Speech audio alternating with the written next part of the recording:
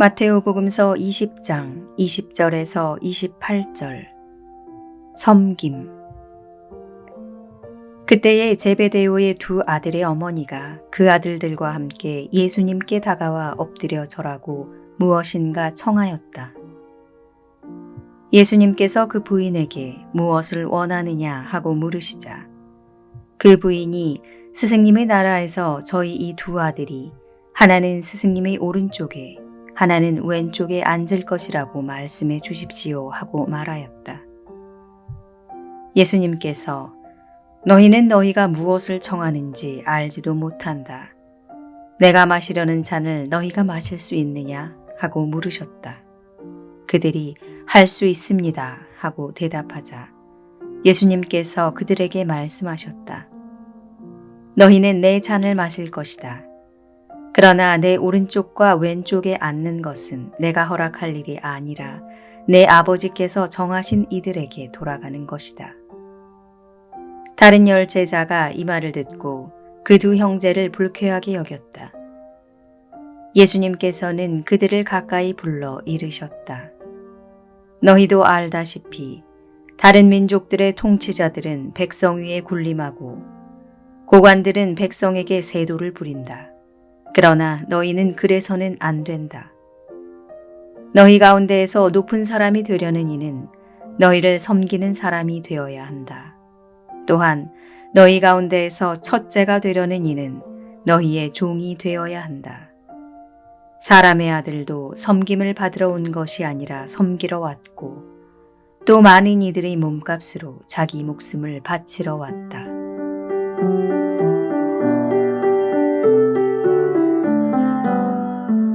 이 복음에는 몇 사람이 등장합니다. 제베데오의 두 아들, 그 어머니, 다른 제자들, 예수님. 이들은 제각각 다른 문제들을 가지고 있으면서도 또한 공통적인 문제를 안고 있기도 합니다. 우선 제베데오의 아들들의 경우 어머니 컴플렉스가 문제입니다.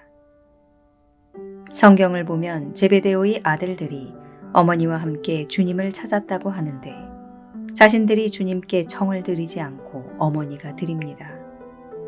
그만큼 어머니에 대한 의존도가 높다는 뜻이지요. 이미 어른으로 성장했건만 여전히 어머니의 그늘에서 의존적인 삶을 살려고 하는 한심함이 제베데오의 아들들에게서 보입니다. 아들들이 왜 그렇게 자기 어머니에게 의존하는가? 사실은 그 어머니가 아들들을 자기 품에서 놓아주지 않았기 때문입니다.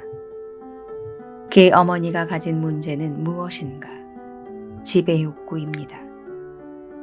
지배욕구가 강한 사람들은 사람들이 자신을 떠나지 못하게 여러 가지 방법을 사용합니다. 어떤 사람은 지나치게 많은 것을 베풀고 어떤 사람은 완력을 사용하고 어떤 사람은 채찍과 당근을 사용하면서 사람들을 지배하려고 합니다. 이 어머니는 그런 자기 관점에서 아이들을 키웠고 아들들 역시 다른 사람을 지배하는 자리에 놓으려고 하였던 것입니다. 그런 모습을 본 다른 제자들은 어떤 반응을 보였는가? 그냥 그런가 보다 하지 못하고 뒷전에서 수군수군 불만들을 이야기합니다. 그 나물에 그 밥이란 말처럼 유사한 마음을 가지고 있다는 것이지요. 제자들의 이런 모습에 주님께서는 남을 섬기는 사람이 되라는 말씀을 하십니다. 이것은 정말로 내가 남들의 종이 되어서 쩔쩔매면서 섬긴다는 말이 아닙니다. 다른 사람들을 내 식대로 내 마음대로 하려고 하지 말고 존중해 주라는 말씀입니다. 사람은 자신보다 힘이 더 강한 사람에게 지배당하면 성격의 병적인 양태가 나타난다고 합니다. 반항적이거나 순종적이거나 냉소적인 성격으로 바뀌지요. 어느 것도 건강한 성격은 아닙니다. 사람이 건강한 성격이 되려면 존중받는 분위기 안에서 살아야 한다는 것은 영성론의 상식입니다. 이 상식을 가르치기 위해서 주님께서는 몸소 사람을 섬기는 삶, 사람을 존중하는 삶을 사셨던 것입니다. 존중은 비단 타인에게만 해당되는 것은 아닙니다. 존중의 대상은 자기 자신도 해당됩니다. 가끔 자신과의 싸움에서 이겼다는 이야기하는 사람들을 봅니다. 심지어는 자신을 채찍질하면서 산다는 사람도 있고요.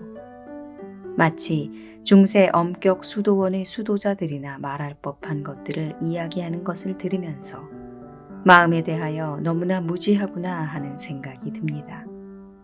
사람의 마음은 싸움의 대상 혹은 채찍질의 대상이 아닙니다. 우리가 마음에 들어하지 않는 것은 내 안의 미숙한 아이 때문입니다. 내가 가진 이상을 좀처럼 따라오지 못하는, 아니 징징거리면서 겨우겨우 나를 따라오는 내 안의 아이. 이 아이는 온갖 상처와 콤플렉스를 가진 불쌍한 아이입니다.